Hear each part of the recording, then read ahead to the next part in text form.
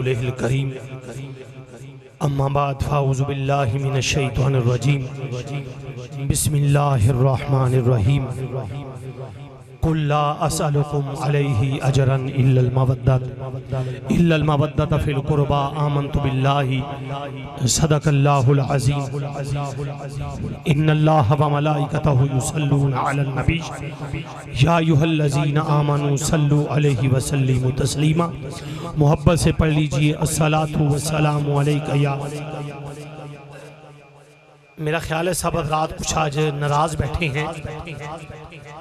ये ज़िक्र इमाम हुसैन अलैहिस्सलाम की महफिल है, तो जितनी बड़ी शख्सियत है उस अंदाज से ज़रा मोहब्बत से पढ़ लीजिए अस्सलातु वस्सलामु अलैका या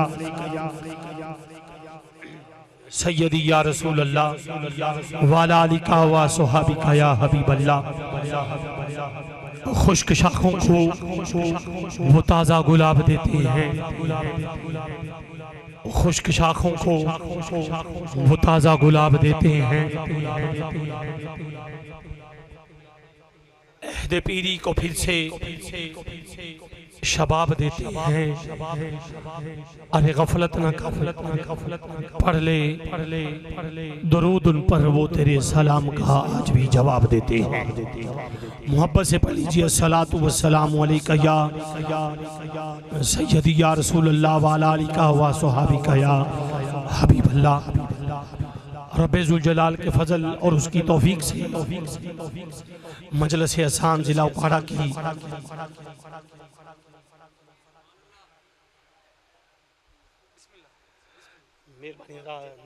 मेहरबानी 10 मिनट तवज्जो फरमाओ, मेहरबानी गुजारिश है।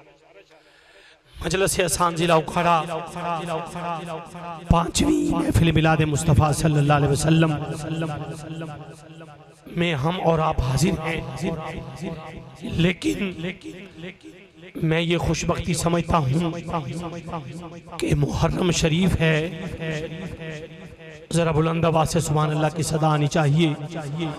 मुहर्रम शरीफ है, मजलिस हसान की 5वीं महफिल है।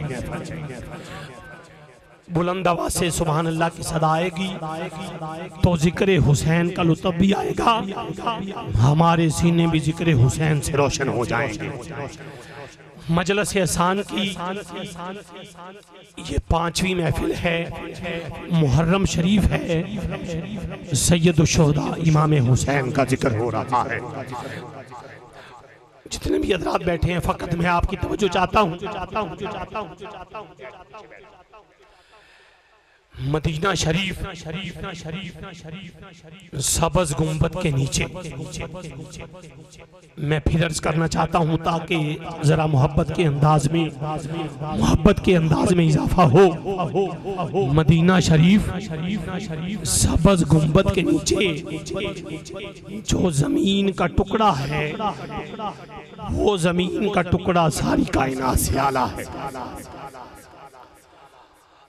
अब ये आप सोचेंगे मदीना शरीफ में सबज गुंबद के नीचे जो जमीन का टुकड़ा है, वो जमीन का टुकड़ा सारी कायनात से भी आला है। वो जमीन का टुकड़ा जन्नत से भी आला है। वो जमीन का टुकड़ा अर्श व फर्श से भी आला है। वो जमीन का टुकड़ा अल्लाह के घर काबतुल्लाह से भी आला है।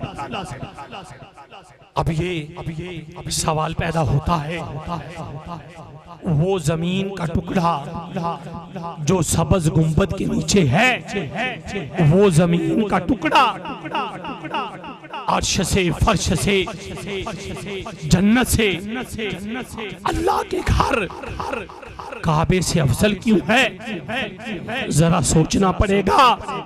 उसकी वजह ये है कि उस जमीन के टुकड़े को जो निस्बत है वो मेरे आका अलैहिस्सलाम के साथ है।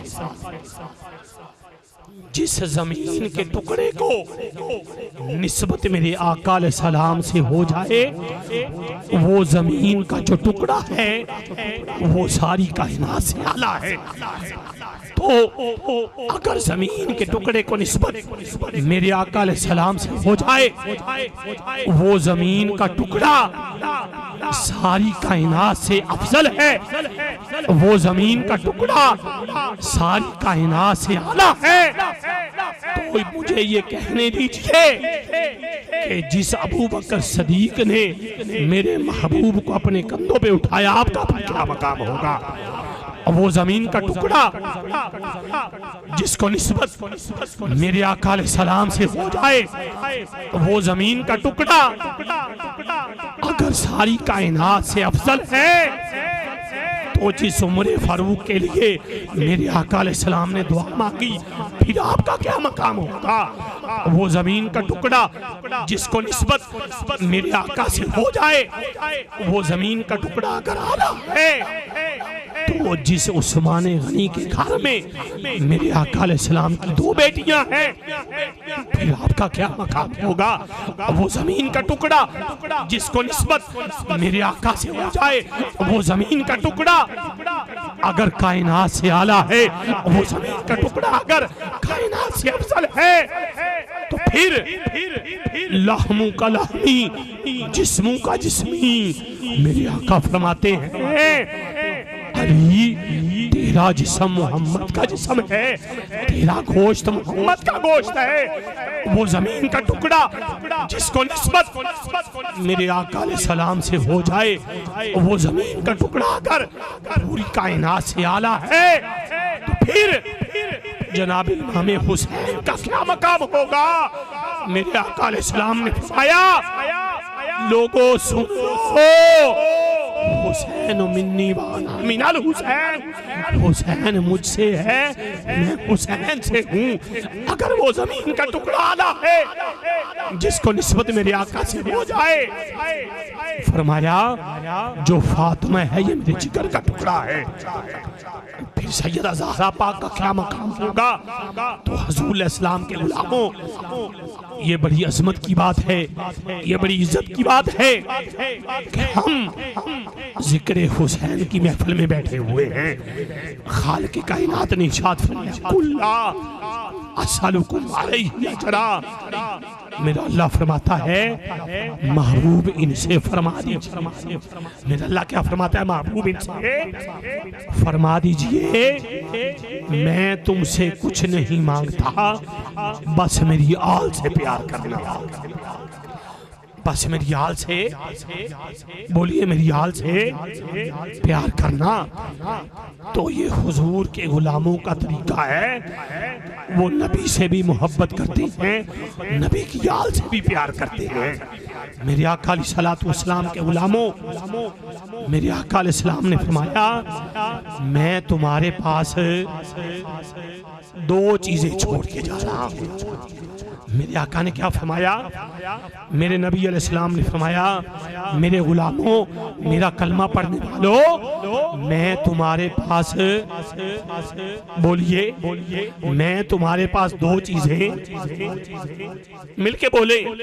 मेरे आका फरमाते हैं, मैं तुम्हारे पास 2 चीजें छोड़ के जा रहा हूँ, एक कुरान है, एक मेरी अहले बैत है। मेरे आका अलैहिस्सलाम ने फरमाया, जो कुरान से जुड़ गया वो भी नजात पा गया, जो मेरी अहले बैत से जुड़ गया, जो मेरी अहले बैत से जुड़ गया वो भी नजात पा गया। तो यहाँ पे मैं सब हज़रात की तवज्जो चाहूंगा। मेरे नबी अलैहिस्सलाम ने क्या फरमाया? मैं तुम्हारे पास कुरान और अपनी, मैं तुम्हारे पास कुरान और अपनी अहले बैत को छोड़ के जा रहा हूँ। अब ये देखना है कि ये दोनों हस्तियां किसके पास हैं? मेरे आका के गुलामों, जरा तवज्जो। एक वो है कि जिनके पास अली है लेकिन उनके पास कुरान नहीं है। उनकी मस्जिद में अली अली, उनके घर में अली अली, उनकी महफिल में अली अली, लेकिन उनके पास कुरान नहीं है। एक वो है जिनके पास कुरान है लेकिन उनके पास अली नहीं है। सुन्नियों अपने मुकद्दर पर कुर्बान जाइए, सुन्नियों अपने नसीबों पर कुर्बान जाए कि हम वो हैं जिनके पास अली भी है, जिनके पास कुरान भी है, जिनके पास अली भी है, जिनके पास कुरान भी है।